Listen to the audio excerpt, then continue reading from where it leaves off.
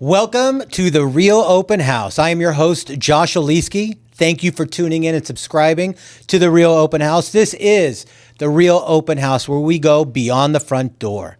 Today's guest is a top producing LA realtor, 22 years, ranked in the top 1.5% nationwide, featured in LA Magazine, Real Trends, an actress with over 27 credits on IMDb, a dog mom, a new fiance, a pickleballer, and most of all, a very dear friend of mine. Today we have Victoria Cruz. Welcome to the show. I'm excited to hear about all of it. I'm excited to hear about your acting career, landing roles in films, transitioning from Michigan to LA, from becoming an actress to top producer, balancing both, your celebrity clientele, and how you always have just great energy. So let's just start. How did we meet? I'd love for you to share. Well, we met in a very fun way. Fun for you, not fun for me. You were my savior of that deal. This guy, my client that year had picked Wells Fargo because he banked there. And a lot of people think, a lot of buyers think, because I bank at this place, I should use them as my lender, which is such a huge no-no. So he was with Wells Fargo, and we were at the 11th hour, time to close the loan, and it was like a Friday. And that guy had called me and said, oh, yeah, by the way, I think he had said something like, your client needs to pay off their car or it's not going to work. And I was like, my client can't do that. My client was a good client, like W-2. His company had Oscars. He was in film. Great client. So he goes, sorry. And then he like disappeared for the weekend, like went to the mountains or something. I think he said, I'll be in the mountains. Yes. And I said, what? And then I think he either gave me your number or I must have called the branch and said, I talk to your manager. Yeah, the manager. So that's how I got connected with you. It's amazing. That's right. And I told you what was going on. And of course, my client then is freaking out because he was going to lose the house. And I think he knew exactly, like, this guy was flaky and I don't know. We saved the day. You came in, fixed it. You're a fixer. You the are Ray a Donovan fixer. of lending. You are a fixer. And I remember after we closed that deal, you took us to Mastro's. I did. That was my first time. Celebratory Mastro's butter cake. That was my first butter cake at right. Mastro's. And the client came too. Yeah. And that was a birth of our relationship. Oh. And you and I have never looked back. Soulmates ever since. Soulmates. And pickleball partners. Well, yes. And now we pickleball all the time. That's a huge part of my life now. So let's rewind.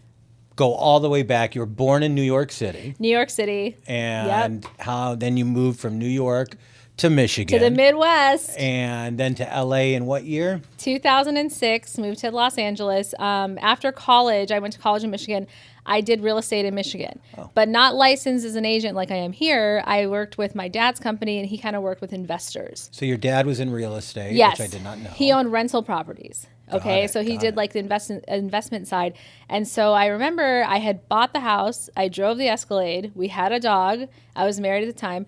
And I just felt like, oh my God, this is my life. Like I just saw it. This is gonna be me. And I was like suffocating. I had to get out. Like I hated the weather, the business there for real estate. It was great if you do a lot, but those price points, you got to sell a lot of real estate. So this is when you moved from Michigan to LA. You just got sick of it. I was at post-college. Like I said, I basically saw my whole life in front of me. I was like, the next step is having kids, and this is it. That's what they do. Michigan can't handle you anyways. That's what they do. Michigan, you're not Michigan. I'm not. I mean, I love to visit now because a lot of my family is still there. But so 2006, moved to Los Angeles, did not know one soul. So, okay. So you're in Michigan. You just decided. It was either going to be go back to New York or try out LA. And I always wanted to also try my hand at acting.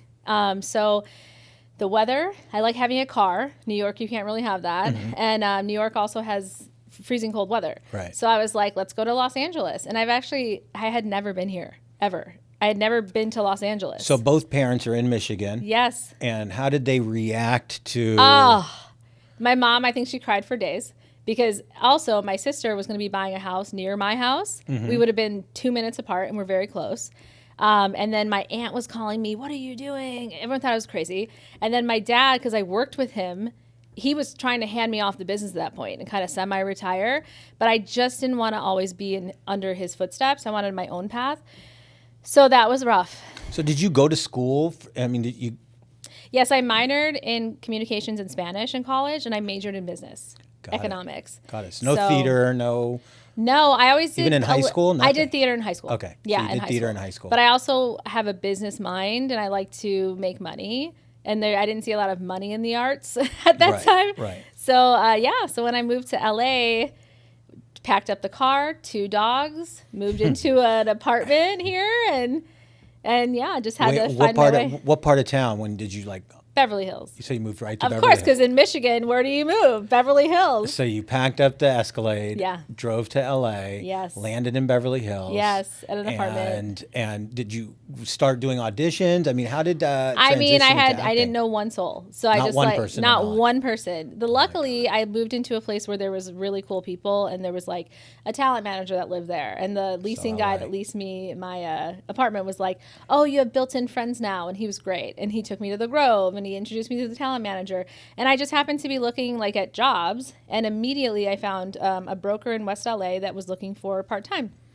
Wow. So I started out hosting open houses. That was my thing. I'm a killer at open houses now. That's all I did for 4 years. I stayed with him as an assistant for 4 years. So the base, because I know you're a killer at open houses, and you generate unrepresented buyers that walk in there all the time, flip them to use you. Yeah. I mean, I've seen it firsthand working open houses with you.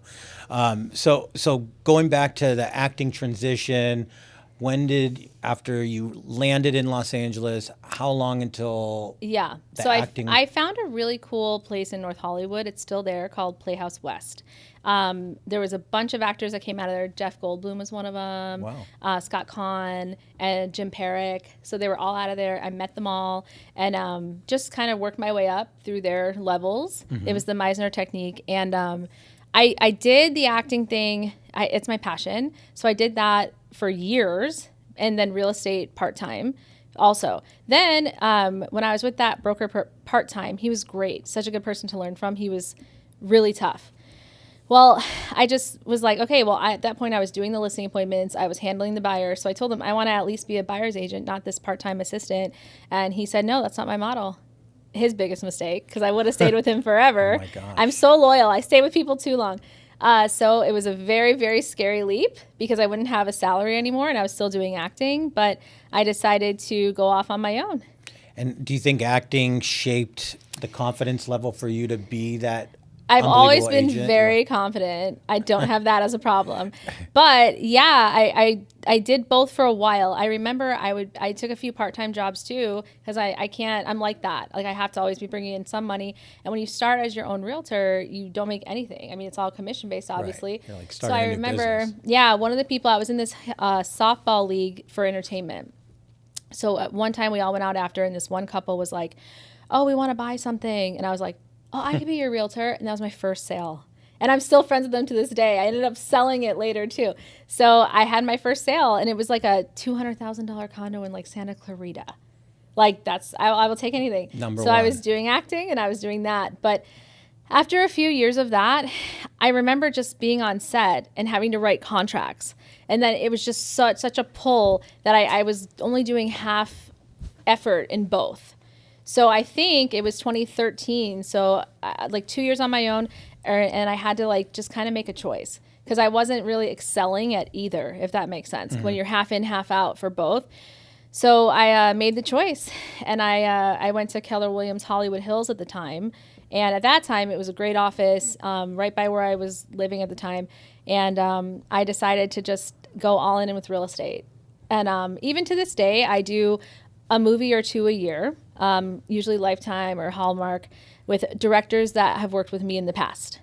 So I don't really audition anymore. I don't go to acting class. So when you did the acting class, I'm sure that helped build. I mean, you're a talker, I mean, let's be honest. I am. You are, but building confidence, I know you've got that, but standing in front of a room, you have no problem doing that. No. And not everybody can do that. It's Yeah. something you're born with. Yeah. I believe. But going to acting class, I know I've done public speaking of classes, And your kids courses, act, so you know and what my kids, is and entailed. I think my younger one, who has done tons of acting, has the ability to take rejection, Yes. and move on. Yes. Which I think in real estate, we're part of being in our business. It happens. Rejection is a lot, and A how lot. you overcome and rebound from it. And I think so also in acting. Yeah. I mean, if you can't take rejection in acting, It's so much rejection. And I think also what was a huge factor too, not only did I want to start making real money, and I knew I could be very good at it if I really just committed. It's just when I set my mind to something, I've always been like this. I generally, with hard work, will excel at it. And at acting, I remember, for example, that show that used to run How I Met Your Mother. They had brought me in and put me on hold, like callback after callback, 7 or 8 times. And they were always like, you're perfect, but it's so out of your control. So say they cast a guy that was shorter than me or a blonde, and like, it was just at that point, it could be anything. It's not even about your skill level.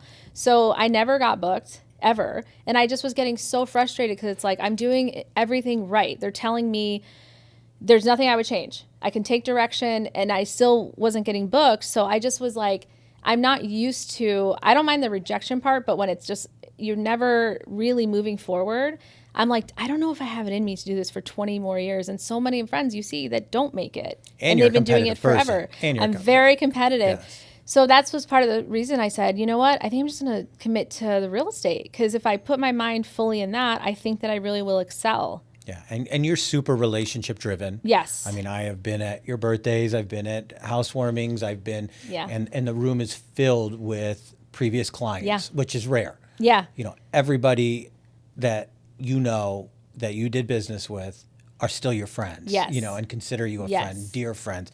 And I think that's part of your brand of your high touch customer service. Yes. You know, because you give a crap. You know, and I mean, I work 24/7. I really do. I'm Yeah. like you. Right. You're the same way. And I think that my clients, they just appreciate the fact that I'm really down to earth. I've heard that a lot. Like, you're not the typical LA person, but I think that has a lot to do with my upbringing, coming from New York, and then really being raised since high school and college in Michigan. So you have that like down to earth.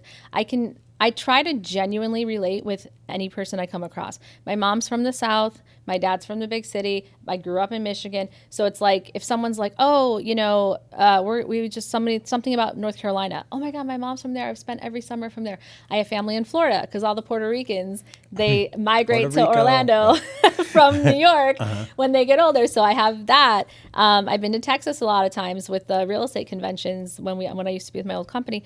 So it's just like, I feel like I can really, and I love dogs. Dogs is like, I love dogs. So my business card actually even has a dog on it. My dog, one of them, Wyatt. So it's like, I can always relate genuinely with people, and I think you can sniff that out. Yeah, sniff it out. Literally. So when did you connect with Harmo at the Keller Williams World? Yeah. So Dan Stuvey is the vice president of Equity Union, and then Harma is the CEO. So Dan and I went up together, right? So we were baby agents at Keller Williams back then, and he just was starting to talk to Harma because that office that we were previously with was just kind of falling apart. And he went, and he's like, you got to talk to this guy Harma. And I remember it was a turning point for me. I was up for one of these big developments in West Hollywood on Kings Road. And I needed to go in there with something like I had the confidence, but like, what can I say to put me apart? Because I was up against like the TV guys. I was up against all these big wig agents. And this was at the time, I had a lot of transactions, but not like a whole building. So I remember I went to my team leader at the time and I said, what can you tell me? Give me some nuggets, like help me get this listing. And they were like, oh, well, this book, hardcover, your listing presentation. I'm like, yeah, it's going to need to be more than that. So I told Dan about it, and Harma Hartouni was not even my broker, nothing. Dan says Harma will help you. Harma was on vacation with his family in like the Keys or something. Gets me on FaceTime, tells me, say this, say this, say this, tell him this. To help you to land this I wasn't account. his agent. Yeah. And I ended up not getting it, but the fact that they ended up going with one of the TV guys. But the fact that he took time out of his personal life, his vacation, FaceTime me, gave me all these great nuggets. Like, I was actually number 2. I almost got it. But my office was just like, So I was like, then after that, I did take a meeting with Harma. And I was always a West Side person. I still do a lot of my business on the West Side. But he was in the Valley at the time, and I was like, yeah, I'll switch. And I guess there was all this drama because a lot of the agents were going to Harma. He's just so genuine. He literally cares. Like at that time, he didn't even know if I was going to go with him or not. He didn't pressure me at all. So that's how ours Harma, birthed. Harma, I mean, in my experience, has built this monstrosity Amazing. of Equity Union. Yes. And whether you're small, big, the Stephanie Vitako to newbies, Yep. it doesn't matter. He's always there to support. He's so genuine. Yeah. I can text him at any time of the day. He will get back to me. I mean, that it's so rare in a brokerage. And he also has Veronica Fiorella, who, I mean, this lady has Emmys. She was a huge player in the real estate game, and now she's with him as his right hand also in the company. It's him, Dan, and her. She coaches the top producers, so she coaches me every month. And I mean, it's funny, when we first started coaching, she was like, okay, let's set your goal. You have to have goals. So we set the goal, and I remember it was like June or July, and I had already hit my goal for the year, like transaction wise and money wise, volume. So I was so excited for her to come in that coach day, and I was like, okay. So I told her I like hit the number, and she literally without batting an eye, okay, so we set your goal too low. Let's go. And I was like, can I get like a good job? Coach. But that's the coach. Like she's such a killer. And are you still active doing coaching with her? So is that once a month? Once a month. Yep. Amazing. And she's got a different flair because she doesn't have a so blood tough. type of real estate. She's diverse from being in other industries and successful in that industry. Yes. So she's got the clout to back it up. So Yeah. amazing. Yep. So, I mean, over 400, 500 career sales, company that does billions a year. Yeah. You know, Equity Union is one of the top. And now we have like 13 or 14 offices across Southern California. And it's only been an agency for, I think, 5 years. And one of the stats that I found out preparing for today, you know, you're batting at 100, you 100% of your listings sell. Yeah. Which is, I know. you don't lose any. They don't fall off the market and get relisted with someone else. You're No. 100%. All of your listings Yeah. stay with you to the end, which is very unique. Well, and I just had someone trying to poach my listing, actually 2 people. And it's so funny because luckily my clients genuinely are loyal to me. But this one guy, I didn't know him. He was referred to me. It's coming out in about a month. He said, hey, like, you know, because they're doing construction on it. This agent called me. He said he's the #1 in Ventura County. I go, okay, is he? Yeah, and I had you look up his information. But he does do some business, obviously. But then I call my seller back and I said, you know, I talk with confidence. And I was telling him what I do differently. And not only have we already you promised me the listing, but okay, if you lead with data and you know what you're talking about. Facts. Because these people, you can't win a lot of these people, especially if they don't know you, with charm.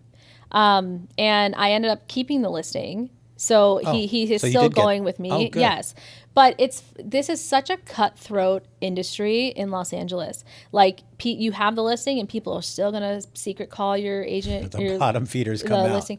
Oh my gosh. So it is tough. And it's a lot of these agents, I forget what the stats are, but in the first 5 years, like 90% of them or 80% of them fall out. Yeah, they just get another job. Back to waiting tables. So when they're coming to you and they say, Victoria, I'm meeting with 3 other agents. Yes. You're my 3rd one. Why should we choose you? Yes. What's the difference between you and another agent? I know the difference because I work with you. Pretty exclusively. Yeah. So why choose you? Yeah. So our listeners know. So first of all, I like to try and be first in the door because then they'll be canceling the other appointments. But if I'm not, say I'm 3rd in, that happened to me on this one in Northridge last year. And they said, okay, well, it was a brother and a sister selling the house. And their parents had passed away peacefully. So they said the brother already had his favorite agent. The sister already had her favorite agent. And they literally said as I walked in the door, you're only here as a courtesy. You're not getting the listing. Our cousin loves you. We couldn't say no to him. And I said, okay. And I think that would rattle a lot of people. For me, I said, can I see the house? Like, that's fine. Well, I always say a rejection is a request for more knowledge. Yeah. So I said, let me just see the house. So we saw the house, and by the time it was over, I have them sitting down, and I said, this is what I do differently.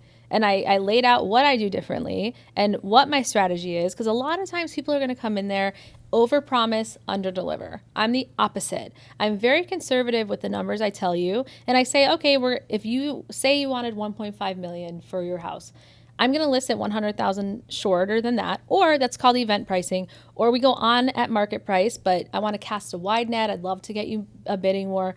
Definitely don't want to overprice. That meeting, I guess they were so impressed with just I'm not desperate ever either. You don't smell that on me at all because I'm not. So they were both so impressed. At the end, they like looked at each other. We're going to hire you. I mean, so you took out the two others. I took out the two others, and they literally told me, we're not going to give you the job the second I walked in the door. So I don't let things rattle me like that. Harma always teaches us too. As much as people say, I'm not going to sell, if you're sitting in their living room, there's interest in selling. Right. So you always have to kind of figure out, we also always do the DISC assessment, the personality test. And right now I'm dealing with someone, it's DISC. The C's are like a high C person is that data-driven, Excel spreadsheet. They don't even want you smiling at them. Like, yeah, okay, so that's not my personality. I'm dealing with someone right now trying to get that listing. And it's funny, I get in there, he didn't even want to see anything I brought. He's like, just what do you, so you have to adjust to them, let them talk. And I've really learned to adapt to people's communication style.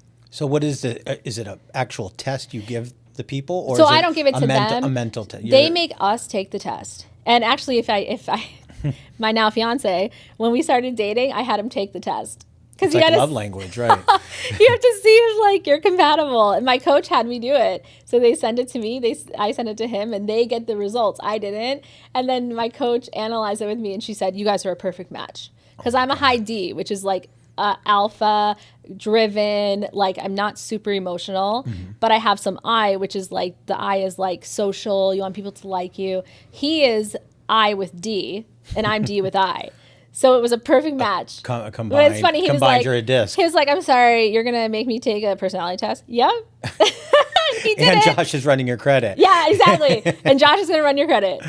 Oh, my God. So it's not just L.A. you do business. I mean, I see you branch out in sometimes Orange County, Palm Springs a lot. You know, you're all over the place. And I bought a house in Palm Springs, so I really know the market out there, too. Which is just crazy. Yeah. Because it's not just, you're not just a neighborhood lender. You're all over the place. Your listings are...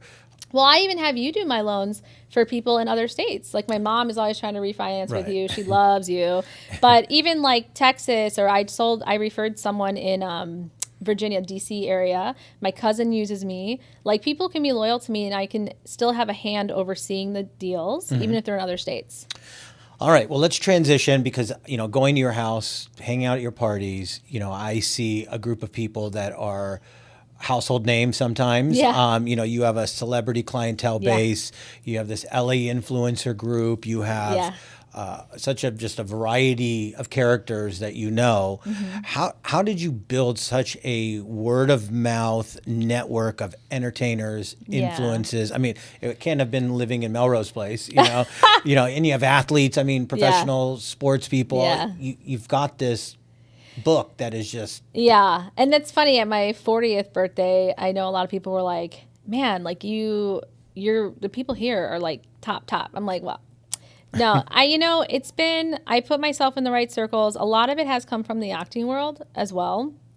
So one of my very best friends, she started dating and then married and had 2 kids with a very high level movie star, literally. And we're sitting in her kitchen with her 2 girls who are like my nieces.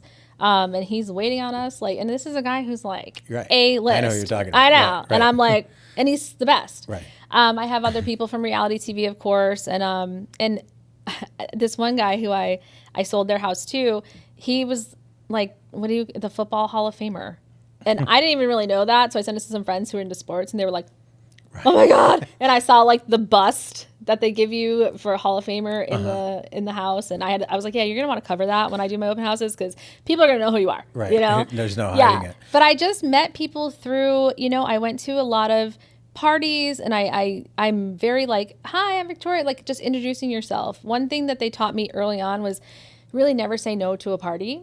So I just and it's genuine. I never say no to a party. I know. Now I do a little more because I'm cross 40 now. But so I just really I think that I really and again it's genuine. It's not, you know, and I met a lot of them too when they were younger and coming up, and then they start referring me. Yeah. So I sell them real estate and then they refer me, and that's kind of how I built it up. And you balance confidentiality and you know, did these high profile clients have expectations different than others besides confidentiality? I mean, I know you deal with a lot of them.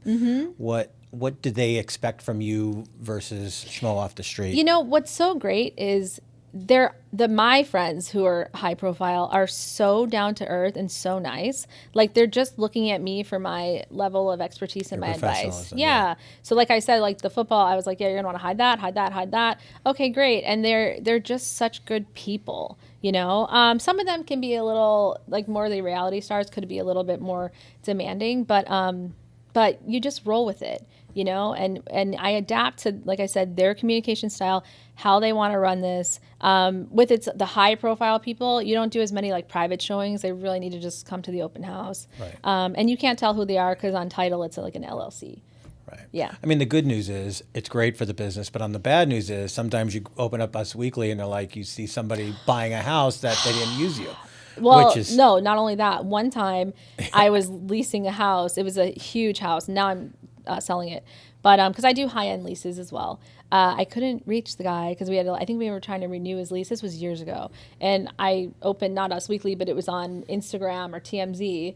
He was like in jail. Saying you, Got arrested. I was like, well, that's why I can't reach you. So yeah, like that's kind of funny, and it was fine. It all worked out. But I was like, okay, you know. And how do you? But I know specifics of some people that you've seen on shows that reality shows, and they're like, oh, we bought a new house, and they didn't use you, and they used someone from the show, for example. That happened. Just like 2 years ago, and that's tough. That was like a knife in the heart. That specific one.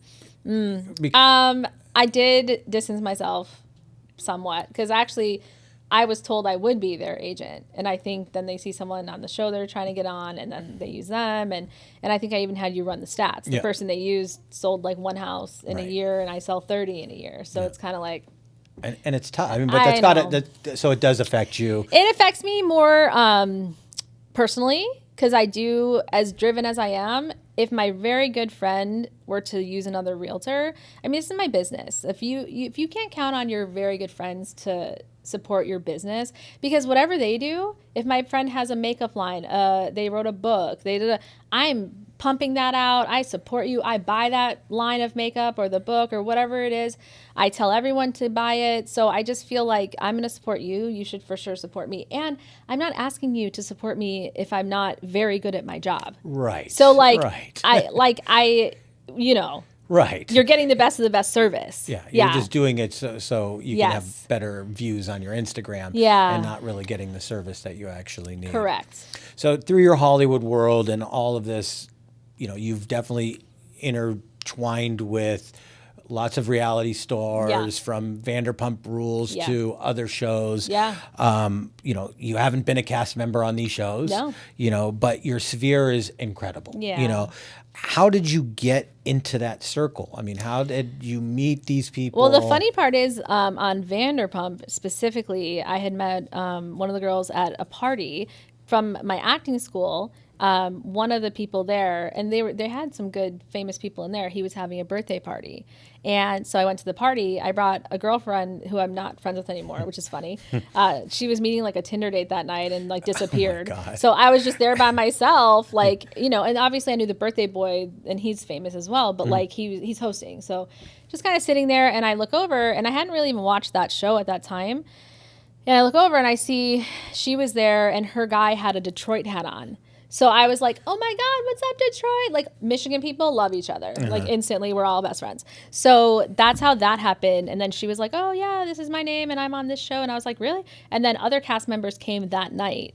And so I met them all from that show, and we just like, oh, what's your number? Love at first sight with you.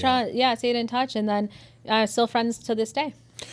Did your past acting, did these people know you did acting? I mean, I saw one role that you did was like Crazy Realtor. Or what was you're a guard and like. I know. I mean, did so they? The funny thing is, when I'm on set, there's so much time. That was more back then too.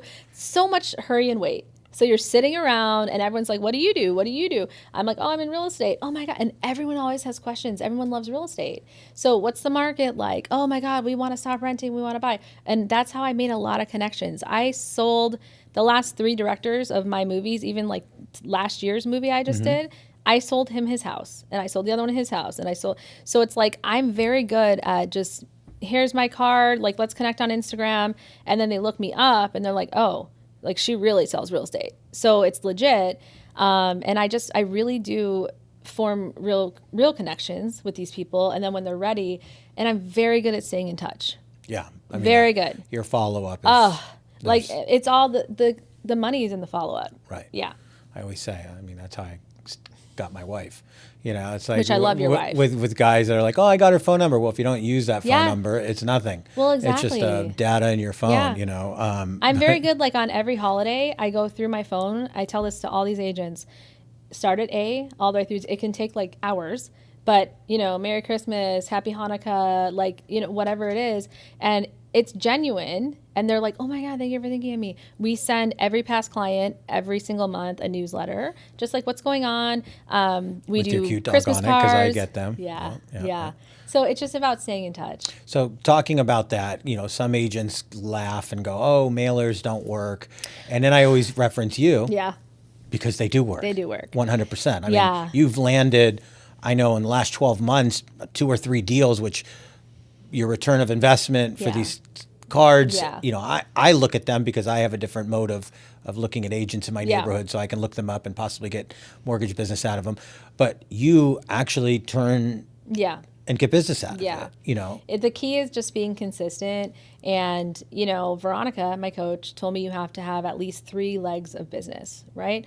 So past clients and sphere is number 1, but a lot of people rely only on that. And you cannot just rely on who you know in real estate.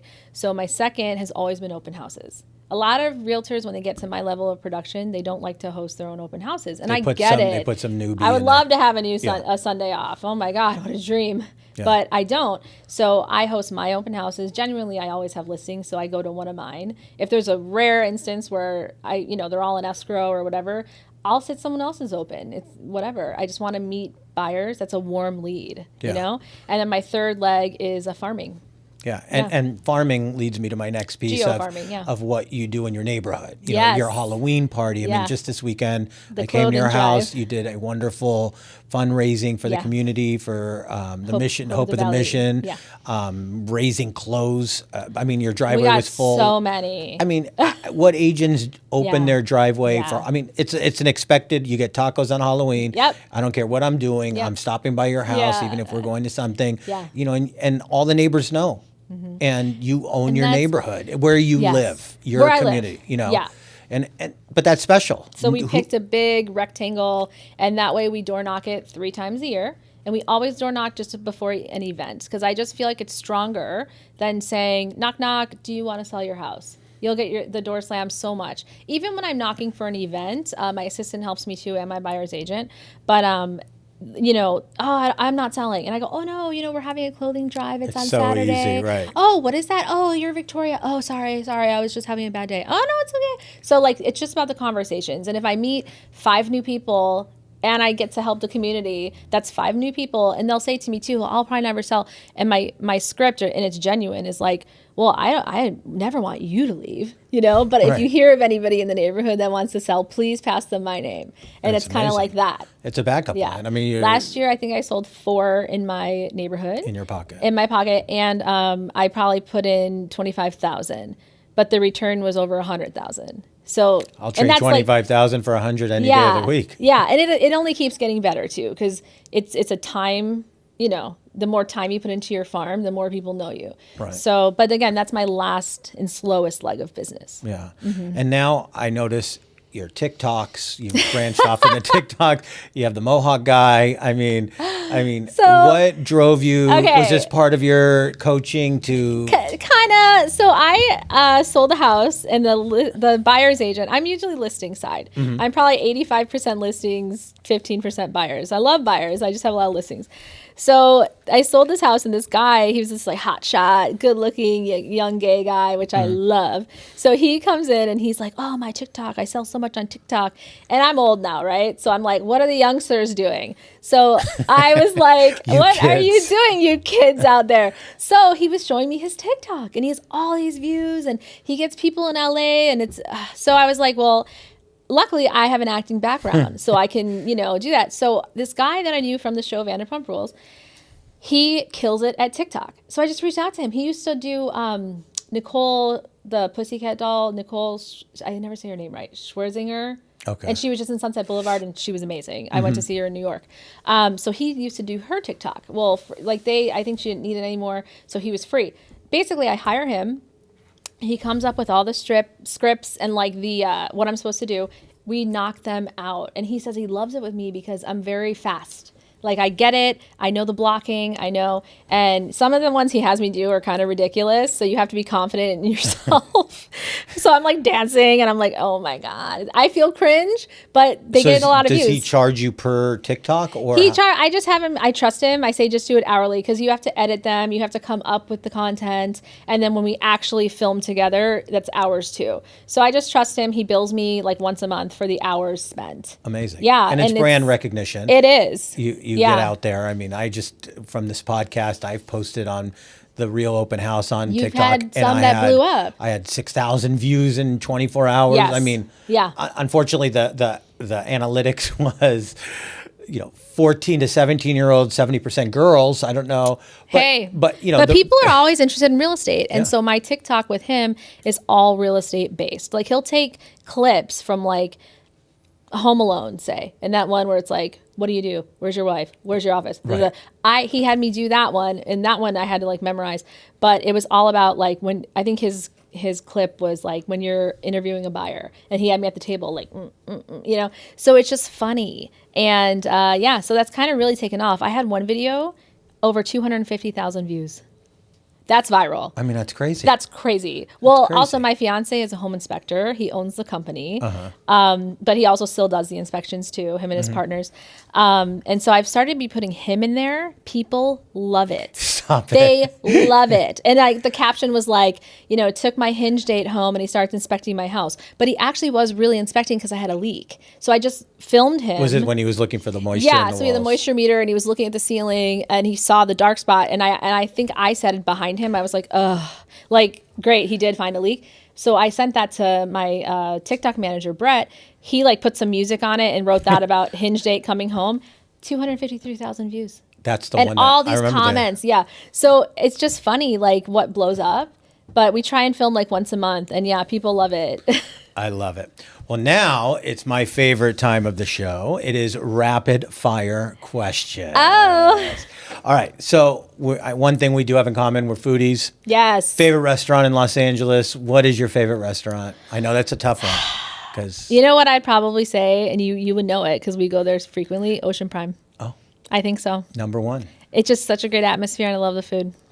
What motivates you when you're down? What motivates me? I know the answer to this. Travel?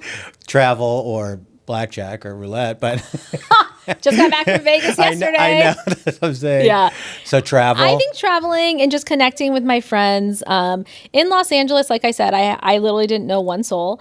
I just need to, if you lose a listing to someone that didn't use you, that cuts me so deep. It doesn't happen often.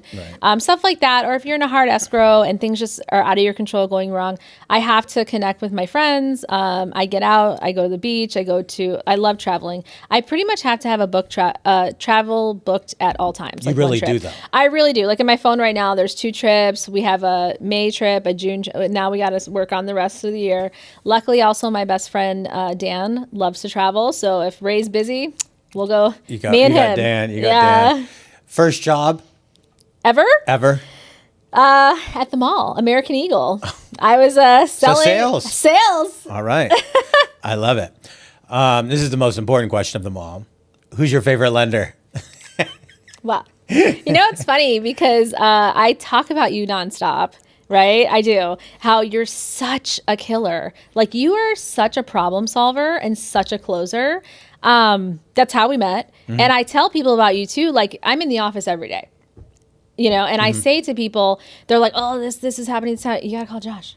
And like, I know I funneled so many clients to you, but I just like how I know I'm the best at what I do, you're the best at what you do. Oh, you really are. Thank you. So I know that if you're on the lending side, and sometimes when it's, I can't make a buyer go with you, generally they listen to me and they go with you. But I've had ones where they didn't go with you. And then the 11th hour, it falls apart. And then they switch to you and boom.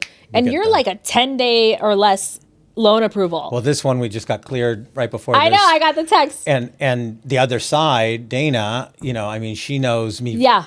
She knows how I work. That helps when they know you, because that was a slam dunker. And on this one that you're talking about, we were against all cash offers. So that's tough to get someone approved with a loan, but because she knows you, she knows how I operate. Dream team, man. It was a dream team. It was a dream team, and the buyer's amazing too. You are unbelievable. I think you are one of the most special people that I know. Thank you. Internally, business-wise, I've referred you. You've done my houses. I know. I would have crushed me if you didn't let me sell your house. Well, no. I mean, it was a battle because of my situation. Of course. If you could go back and tell your 20-year-old one thing, what would you tell yourself 20 years ago? 20 years ago, I would 100% tell myself to start real estate full-time sooner.